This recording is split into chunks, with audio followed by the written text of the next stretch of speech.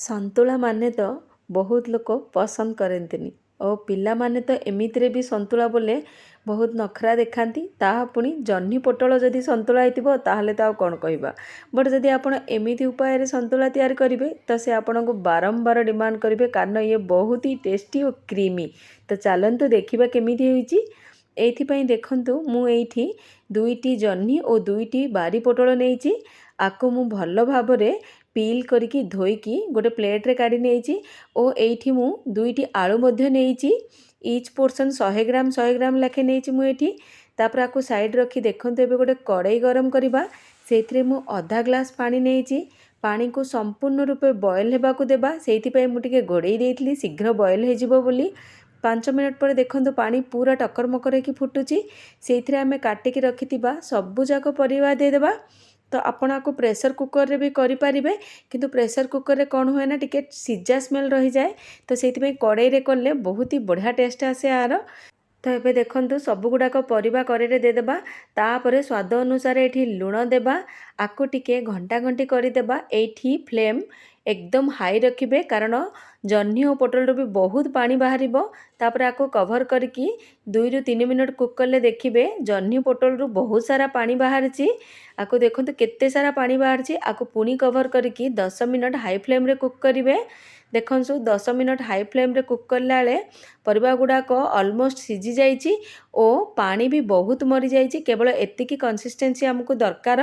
ଏବେ ଦେଖନ୍ତୁ ଭଲ ଭାବରେ ମୁଁ ଗୋଟେ ଆଳୁକୁ ଆପଣଙ୍କୁ ଚେକ୍ କରିକି ଦେଖାଉଛି ସେ କେତିକି ସିଝିଛି।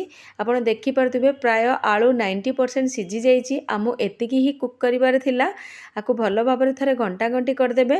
ତାପରେ ଏଇ ଷ୍ଟେଜ୍ରେ ଆମେ କ'ଣ କରିବା, ଏଇଠି ସିଝେଇକି ରଖିଥିବା 1 କପ୍ ଫୁଲ୍ ଫ୍ୟାଟ୍ ମିଲ୍କ ଦେବା, ଯାହାଦ୍ୱାରା କି ଆର ଟେକ୍ସଚର୍ ବହୁତ ବଢ଼ିଆ ପଳେଇ ଆସିବ ଓ ଟେଷ୍ଟ ତ ପୁରା କ୍ରିମି ଲାଗିବ। ଆକୁ କଭର କରିକି ପୁଣି 5 ମିନିଟ୍ କୁକ୍ କରିବା। 5 ମିନିଟ୍ ପରେ ଦେଖନ୍ତୁ ଏଇଠି କ୍ଷୀର ଟିକେ ଛେନା ଛିଡ଼ିଲା ଭଳିଆ ଉପରେ ଟିକେ ହେଇଯାଇଛି ଓ ତାପରେ ଆକୁ ଭଲ ଭାବରେ ମିଶାଇ ଦେବା। ଏଠି ଦେଖନ୍ତୁ ଭଲ ଭାବରେ ମିଶାଇଲେ ଇଏ ପୁରା ଆରାମରେ ମିଶିଯିବ। ତାପରେ ଗୋଟିଏ ବେଲା ସାହାଯ୍ୟରେ ଆମେ ଆଳୁ ଗୁଡ଼ାକୁ ଟିକେ ଦବେଇ ଦବେଇ ମେଶ୍ କରିନେବା, ଯାହାଦ୍ୱାରା କ'ଣ ହେବ କି ସନ୍ତୁଳା ଟିକେ ଗାଢ଼ା ହେଇଯିବ, ଏତେ ପାଣିଆ ରହିବନି। ତ କି ଗାଢ଼ା ହେଇଗଲେ ରୁଟି କିମ୍ବା ଭାତ ସାଙ୍ଗରେ ଖାଇବାକୁ ଭଲ ଲାଗିବ। ତ ଏଇଠି ଦେଖନ୍ତୁ ପୁରା ମସ୍ତ ଭାବରେ ଗାଢ଼ା ହେଇଗଲା। ତାପରେ ତାକୁ ସାଇଡ଼୍ ରଖି ଏପଟେ ଗୋଟେ ତଡ଼କା ପ୍ରସ୍ତୁତ କରିବା। ସେଇଥିପାଇଁ ତଡ଼କା ପ୍ୟାନ୍ରେ ମୁଁ 2 ଚାମଚ ସୋରିଷ ତେଲ ନେଇଛି। ତାପରେ ଏଠି ସୋରିଷ 1 ଚାମଚ, ଜିରା ଅଧା ଚାମଚ ଦେଇଛି। ତାକୁ ସମ୍ପୂର୍ଣ୍ଣ ରୂପେ ଫୁଟିବାକୁ ଛାଡ଼ିବା। ତାପରେ ଏଇଠି ମୁଁ 2ରୁ 3ଟି କଞ୍ଚା ଲଙ୍କା ନେଇଛି ଓ ଗୋଟିଏ ମିଡ଼ିୟମ୍ ସାଇଜ୍ର ପିଆଜକୁ ପୁରା ସ୍ଲାଇସ୍ଲି କାଟିକି ନେଇଛି। ଆକୁ ବି ଆମେ ଭଲ ଭାବରେ ପିଆଜ ଟିକିଏ ବ୍ରାଉନ୍ ହେଲା ପର୍ଯ୍ୟନ୍ତ କଷି ନେବା।